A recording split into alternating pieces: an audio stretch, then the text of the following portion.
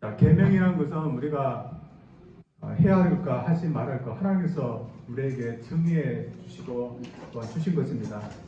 국가에서 시민들에게 한 것은 법이라 할 수 있습니다.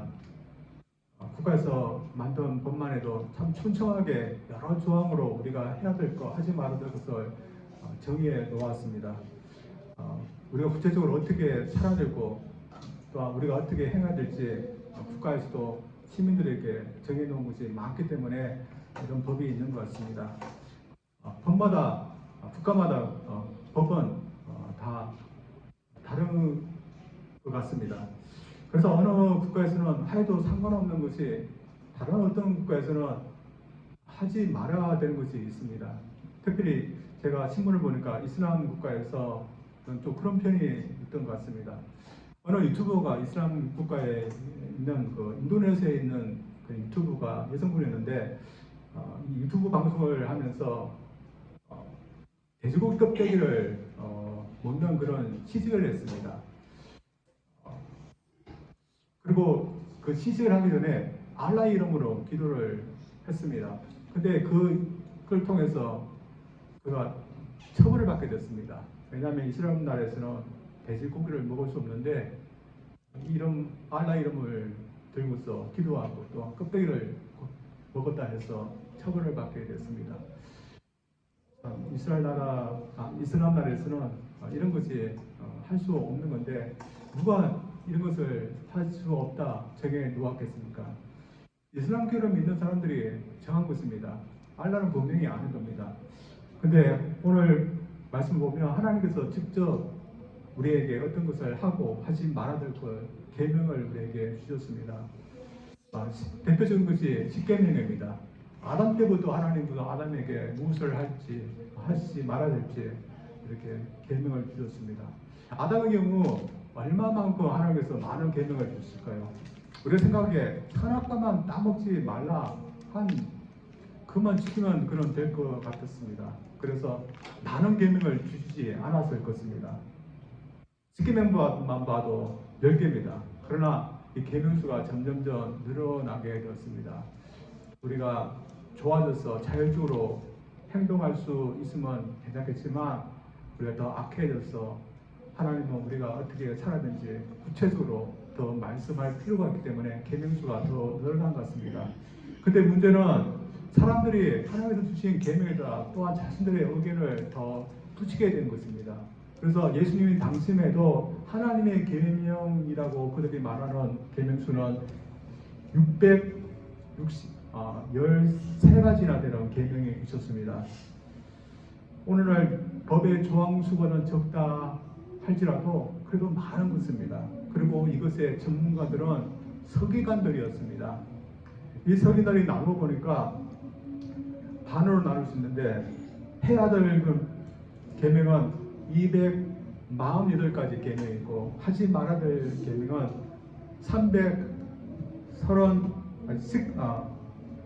65가지 계명이 하지 말아야 될 계명으로 나누었습니다. 사실 너무 많다 보니까 이렇게 2가지 종류로 나눈 것 같습니다. 그리고 좀 중한 것과 경한 것으로 나누었습니다. 다시 말해서 범해도 괜찮은 것, 범하면 엄벌을 받는 것으로 나누었습니다.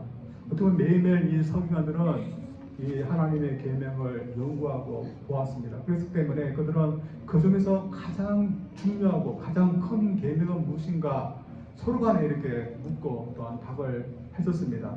오늘 한 시간에 예수님께 나와서 계명 중에서 가장 큰 계명이 무엇입니까? 물었던 것은 이런 배경에서 나온 것이었습니다. 그가 보기에 예수님께서 말씀을 잘 하시고 대답도 잘 하시기에 서기관들이 했던 이 질문을 했던 것 같습니다. 그래서 예수님을 공경에 빠뜨리기 위해서 나온 것은 아니었습니다. 그러나 한편 예수님께서 얼마나 대답을 잘 하시는가 알기 위해서 나온 그 이유도 있었을 겁니다.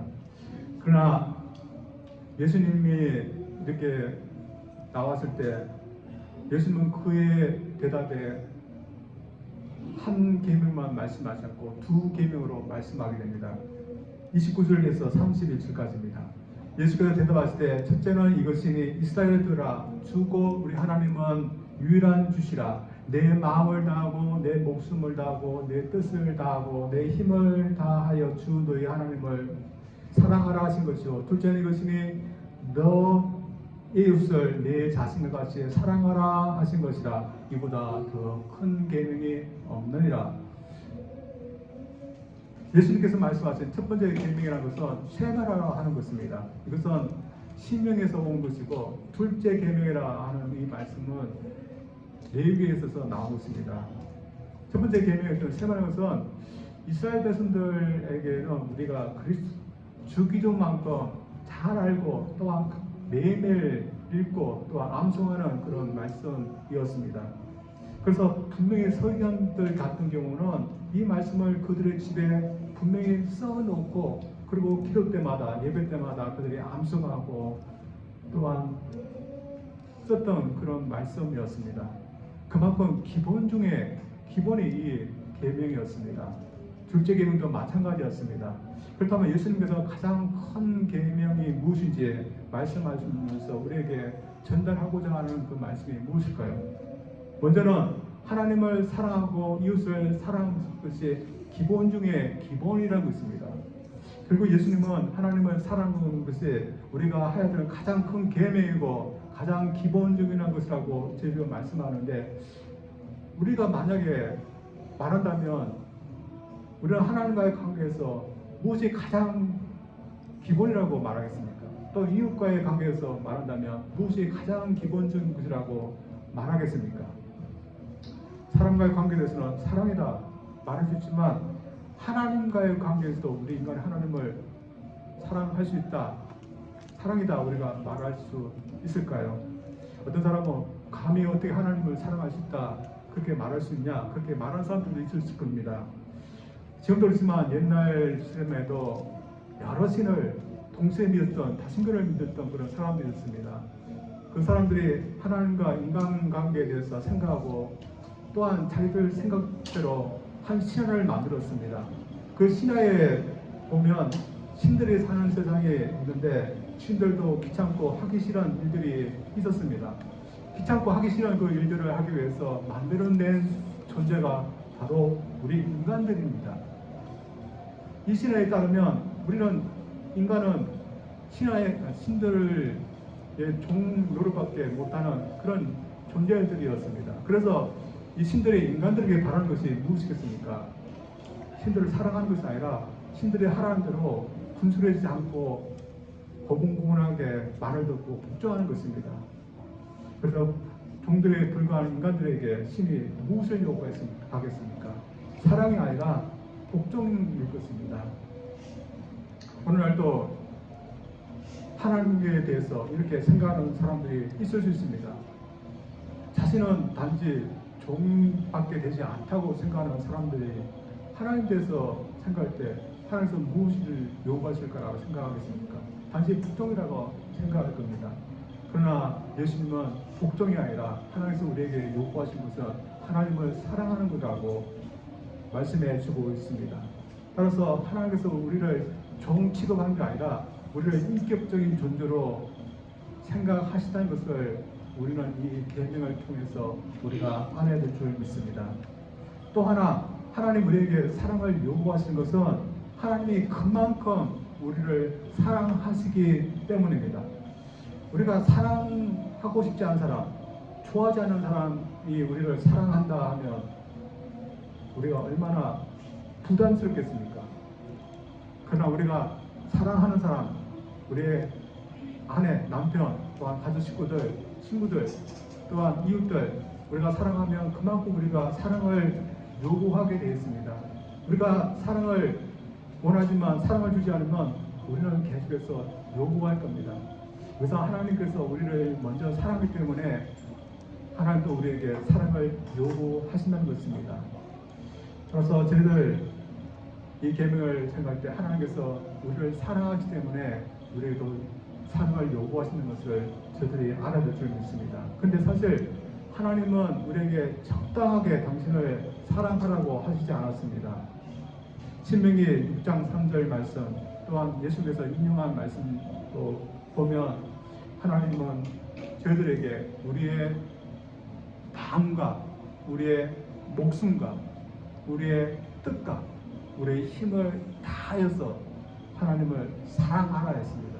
결국은 우리의 모든 것을 다하여서 하나님을 사랑하라는 겁니다.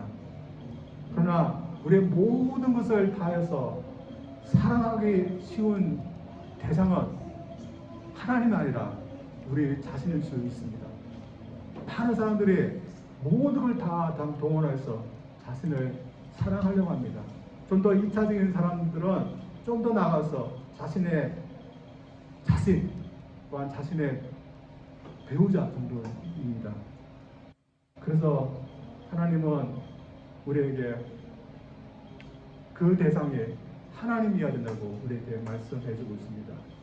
그러나 우리가 인간은 그렇지 않아서 오늘도 많은 사람들이 모든 걸 다 동원해서 자신을 사랑하는 것을 보게 됩니다. 며칠 전 한 방송을 보았는데 한 여자분에 대한 그런 이야기가 나왔습니다. 유명한 교수분인데 체류를 전공하신 그런 교수님이었습니다. 국내에서도 좋은 대학을 나왔고 또 유학도 좋은 곳에 가서 알아주는 그런 교수님이라고 합니다. 근데 이분이 학생들만 가르치는 만 괜찮은데 어느 날 투자를 하고 싶었는가 합니다. 그래서 자기만 투자하지 않고 사람들에게 몇 배로 투자금을 줄 테니까 자신에게 투자하라고 했습니다. 그리고 거짓말도 보태서 사람들에게 투자하라고 이렇게 설득했습니다. 그래서 많은 사람들이 이 여자분을 믿고서 투자금을 내게 됐습니다. 근데 어느 날 그 투자금을 몽땅 가지고서 사라졌다고 합니다. 참 씁쓸한 일인데 참 이분도 어떤 이유 때문에 이렇게 했는지 모르지만 다른 사람보다도 자신의 이윤, 자신의 욕심 가장 사랑했던 겁니다. 그러나 하나님의 사랑받고 있는 저들은 자신의 어떤 욕심이 아니라 하나님을 이처럼 사랑해야 될 줄 믿습니다. 사실 저희 중에 하나님을 사랑해야 되는 거 모르는 분들 없을 겁니다. 그러나 우리가 사실은 하나님을 그만큼 사랑하지 못한다는 연약함이 우리에게 있습니다. 그래서 하나님은 우리에게 마음을 요구하시는데 우리는 마음 없이 하나님을 믿고 마음 없이 예배드리고 마음 없이 기도하고 마음 없이 하나님 할 때가 너무나 많은 것 같습니다. 그러나 하나님이 먼저 마음을 주기 때문에 우리도 하나님께 우리의 마음을 드려야 될 줄 믿습니다. 따라서 선교사님들도 해외 나와서 선교할 수도 없고 또한 어떤 목사님들처럼 오지나 시길로 차원에서 갈 만큼 저희들이 그렇게 하지는 못하지만 있는 자리에서 저희들이 하나님을 사랑하고 온 마음을 다해서 충성한다면 분명히 하나님은 우리를 받으실 줄 믿습니다.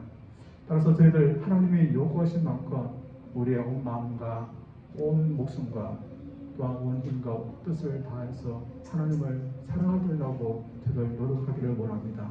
그리고 분명히 저희들 그렇게 할 때 하나님은 에게 저희들 우리의 근본적인 것을 하며 우리는 사는 사람들이라고 믿습니다. 저희들 이런 면에서 하나님께서 우리에게 요구하시는 가장 기본적인 것 저희들 하며 살 수 있는 저희들 되기를 주님으로 축원드립니다. 두 번째로 요구하시는 요구는 아는 것만큼 실천하라는 겁니다. 오늘 본문에서 예수님이 가장 큰 계명이라 말씀하신 하나님을 사랑하고 또한 이웃을 사랑하는 것의 가장 큰 문제는 우리가 그렇게 할 수 없는 존재들이라는 것입니다. 이 질문을 했던 서기관도 분명히 자신의 연약함, 자신의 한계를 분명히 알아서 할 것입니다. 그렇다면 그의 대답은 어떻게 해야겠습니까? 내가 이 모든 것을 다 알지만 그렇게 하지 못하는 자신에 대해서 애통해야 될 겁니다. 그러나 그의 대답을 보면 그렇지 못한 것을 보게 됩니다. 그거 어떻게 되는지 그는 이렇게 되는데 32절부터입니다. 서기관이 이르되 선생님이여 올소이다. 하나님은 한 분이시여 그 외에 다른 이가 없다 하신 말씀이 참입니다. 또 마음을 다하고 지혜를 다하고 힘을 다하여 하나님을 사랑함과 또 이웃을 자기 자신같이 사랑하는 것이 전체로 드리는 모든 번제물과 기타 제물보다 나으니라. 상당히 예수님 말씀에 공감하는 것을 보게 됩니다. 예수님이 말씀에 얼마나 공감했는지 예수님보다 자신이 더 말을 많이 하는 것을 보게 됩니다. 그가 이렇게 하는 것을 보자 예수님께서 한마디 하셨습니다. 34절입니다. 예수께서 그가 지혜 있게 대답함을 보시고 이르시되 내가 하나님 나라에서 멀지 않도다 하시니 그 후에 감히 묻는 자가 없더라. 예수님께서 그가 지혜롭게 대답함을 보시면서 네가 하나님 나라에서 멀지 않다 말씀하신 것입니다. 예수님께서 그에게 칭찬하신 걸까요? 칭찬이 아닌 것일까요? 당시 세계자들에게 예수님은 외식하는 자들이라고 했습니다. 그래서 곧 이어지는 말씀을 보면 세계자들 너희는 너희들도 하나님 나라에 들어가지 못하고 들어가는 자들도 막는 자들이라 하면서 책망했습니다. 그들에 비하면 너는 하나님 나라에서 가깝다 이 사람에게 말씀해 줬습니다. 그렇다면 칭찬입니다. 그러나 한 측면에서 보면 가깝지만 그러나 멀지 않다는 것은 결과적으로는 그가 아직 하나님 나라 안에 있지 못하다는 것입니다. 다른 사람은 나을 수 있습니다. 그러나 아직 하나님 나라 안에 들어왔지 못한 것입니다. 사실 왜 예수님부터 이러한 칭찬 같은데 칭찬이 아닌 말을 그는 들었을까요? 알게만 하였기 때문입니다. 그는 누구봐도 하나님을 사랑하고 이웃을 사랑하는 것이 가장 큰 계명이고 기본적인 계명이라서 그는 공감했습니다. 그 부분에서 그는 하나님 나라에서 멀지 않았던 겁니다. 그러나 그가 완전히 실천하며 살았을까 생각하면 그것이 못하였을 것입니다. 그런데 예수님은 이 성에게 네가 왜 멀지 않지만 하나님 나라에 아직 들어와지 못하는지 그 이유에 대해서는 자세히 설명하지 않았습니다. 그러나 예수님의 말씀을 보면 하나님 나라에 어떻게 들어갈 수 있는지 예수님의 능력을 의지해야 된다는 것 그가 나중에 깨달았다면 그가 예수님을 믿는 자가 되고 그 또한 하나님 나라에 들어가는 자가 될 것입니다. 그러나 우리는 이 사람이 그것을 깨달았는지 우리는 알 수 없습니다. 사실 우리가 하나님 나라에 들어갔는지 안 들어갔는지 우리는 우리 자신에 대해서 확실히 압니다. 그러나 중요한 것은 우리가 이 서기관과 얼마나 다르냐입니다. 이 서기관은 제사보다 마음을 다해서 하나님을 사랑하고 또 이웃을 자신처럼 사랑하는 것이 더 낫다는 것에 그런 적극적으로 공감하였습니다. 그리고 어느 정도 이 말씀을 실천하려고 노력했을 것입니다. 그러나 그럼에도 그는 하나님 나라에 들어가지 못했습니다. 저들은 어떠할까요? 저들은 분명히 하나님 나라 안에 지금 들어와 있다고 믿습니다. 그렇다면 이 서기관보다 저들은 더 나아야 됩니다.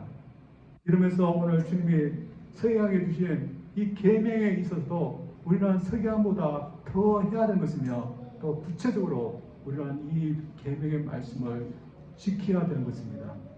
그렇다면 우리가 이 계명의 말씀을 어떻게 하면 구체적으로 지키며 살 수 있을까요? 우리가 이웃을 우리의 자신처럼 사랑하는 것은 우리가 구체적으로 할 수 있는 건데 하나님을 우리의 온 마음과 또한 목숨과 뜻과 힘을 다해서 사랑하는 것 구체적으로 우리가 어떻게 사랑할 수 있는 것일까요? 우리가 매일매일 하늘을 바라면서 하나님 사랑해야 한다고 하는 것이 구체적으로 하나님을 사랑하는 표현일까요? 요한일서 말씀 보면 하나님을 사랑하는 것이 구체적으로 무엇인지 이렇게 말씀해 주고 있습니다. 요한일서 2장 3절에서 5절까지입니다. 우리가 그의 계명을 지키면 이로써 우리가 그를 아는 줄을 아는 것이요 그를 아노라고 그의 계명을 지키지 아니한 자는 거짓말하는 자요 진리가 그 속에 있지 아니하나니 누구든지 그의 말씀을 지키는 자는 하나님의 사랑이 참으로 그 속에서 온전하게 되었나니 이로써 그의 안에 있는 줄을 아노라. 요한일서 말씀을 전 요한 기자에 따르면 하나님을 사랑하는 자는 하나님의 계명을 지키는 자라 이렇게 말씀하고 있습니다. 구체적으로 하나님을 사랑하는 자는 하나님의 계명을 지키는 자라는 것입니다. 우리가 하나님을 사랑하게 되면 구체적으로 하나님의 계명을 저들이 지키면서 살게 되어 있는 겁니다. 우리가 하나님을 사랑하는 구체적인 방법, 우리가 매일매일 실천할 수 있습니다. 그것은 하나님께서 우리에게 계명을 통해서 무엇을 해라, 무엇을 하지 말라 한 그 말씀에 따라서 사는 것입니다. 그래서 우리가 구체적으로 매일매일 하나님을 이렇게 사랑하면서 살 수 있기를 원합니다. 또 이웃에 대해서도 저희들 구체적으로 사랑해야 됩니다. 오늘 본문이 마가나 또한 마태복음에는 나오지 않지만 누가복음을 보면 이 시간에 예수님에게 내 이웃이 누굽니까? 물었습니다. 그럴 때 예수님께서 그 유명한 사마리안의 이야기를 해주셨습니다. 우리가 잘 알고 있는 강도 만난 사람이 사마리아인에서 도움을 받는 그런 이야기입니다. 그때 예수님께서 나중에 이 서기관에게 질문했습니다. 네가 보기에 이 강도 맞는 사람에게 이웃이 누구겠느냐? 그랬더니 이 서기관이 뭐라고 대답했습니까? 자비를 베푼 사람입니다. 그리고 예수님께서 뭐라고 했을까요? 너도 가서 이같이 행하라. 그렇게 했습니다. 예수님은 세에게 구체적으로 너도 가서 자비를 베풀라 하신 겁니다. 그래서 우리에게도 마찬가지로 생각합니다. 예수님의 말씀은 우리에게도 이웃이 있으니 가서 우리도 자비를 베풀면서 살라는 겁니다. 이러면서 우리는 우리의 이웃인 우리의 남편, 우리의 아내, 또한 자녀들, 그리고 교회 식구들, 이웃들에게 얼마나 우리는 구체적으로 자비를 베풀며 사랑을 베풀면서 살고 있을까요? 우리에게 이웃이 없기 때문에 내 몸처럼, 내 자신처럼 이웃을 사랑하라는 하나님의 계명의 말씀을 지키지 못한 거 아닙니다. 또 하나님이 안에 계시기 때문에 내 목숨과 내 마음과 내 뜻과 내 힘을 다해서 하나님을 사랑하는 그 말씀 우리가 지킬 수 없는 것은 아닙니다. 우리의 매일 삶 속에 하나님도 계시고 이웃도 있습니다. 또한 매일의 삶 속에서 우리가 관계를 맺고 있는 대상들입니다. 따라서 우리가 하나님 나라에 들어가 있는 저희들이 가장 기본적으로 해야 되는 것은 우리가 지금 관계를 맺고 있는 하나님과 이웃에 대해서 하나님께서 말씀하신 대로 하는 것입니다. 이러면서 저희들 어떻게 할까요? 우리 하나님께서 우리에게 말씀하신 가장 근본적이고 기본적인 것들을 잘 하고 있을까요? 한 유명한 이야기입니다. 여러분도 좀 아시는 그런 이야기인데 아빠와 엄마 그리고 7살 난 남자아이와 그리고 5살 난 딸아이가 살고 있습니다. 어느 날 아빠가 두 자녀를 데리고서 등산을 갔는데 그만 교통사고를 당하게 됐습니다. 아들이 크게 다쳤습니다. 그래서 이머전시 가서 수술을 받는데 피가 모자라게 됐습니다. 그 아들과 만난 혈액형을 갖고 있는 아이는 딸밖에 없었습니다. 그래서 아빠가 딸한테 조심스럽게 물었습니다. 얘야, 너 오빠에게 피를 좀 줄 수 있니? 딸아이가 뭔가를 잠시 생각하듯이 하더니 고개를 끄덕였습니다. 그리고 수술이 시작됐고 수술이 잘 끝나게 되었습니다. 그래서 아빠가 너 때문에 내 오빠가 차게 됐다. 그렇게 해줬습니다. 이때까지 이 딸아이는 침대에 누워 있었습니다. 그리고 이 소식을 듣고 아빠한테 와 정말 기뻐요.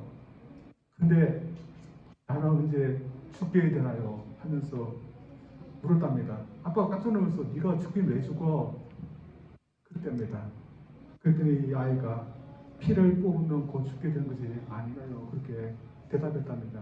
그러니까 잠시 숙이는 침묵이 흐르면서 아빠가 이 딸한테 그러면 너는 죽을 줄 알면서도 오빠한테 피를 주었던 거냐?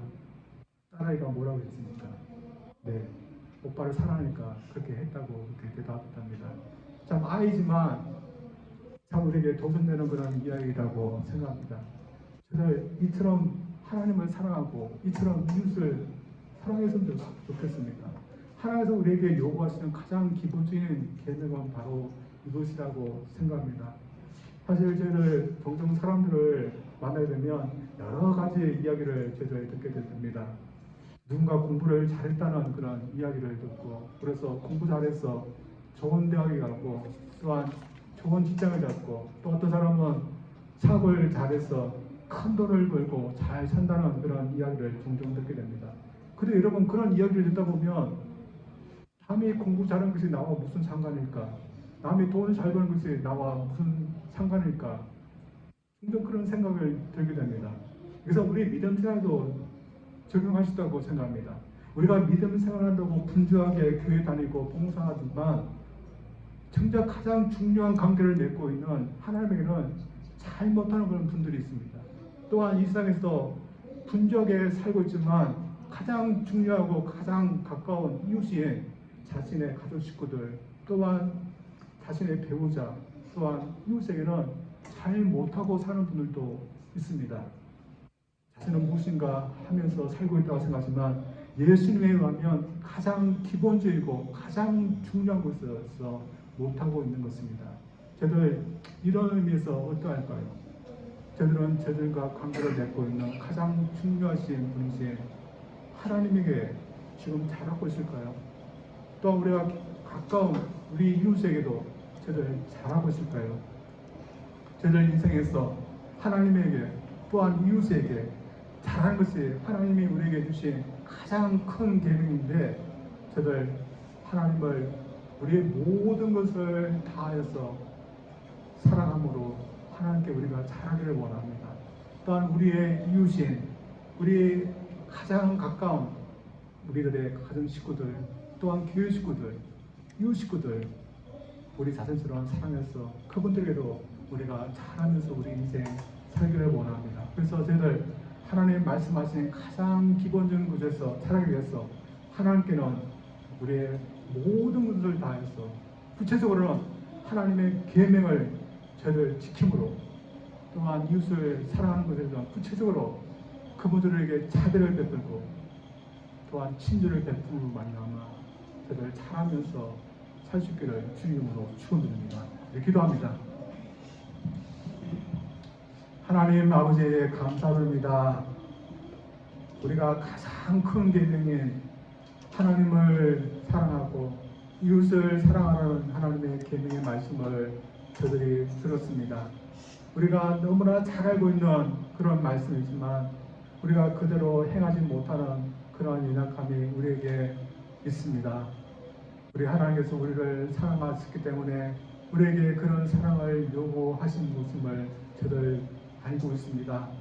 하나님 아버지, 저들이 어떻게 하나님을 사랑해야 될까?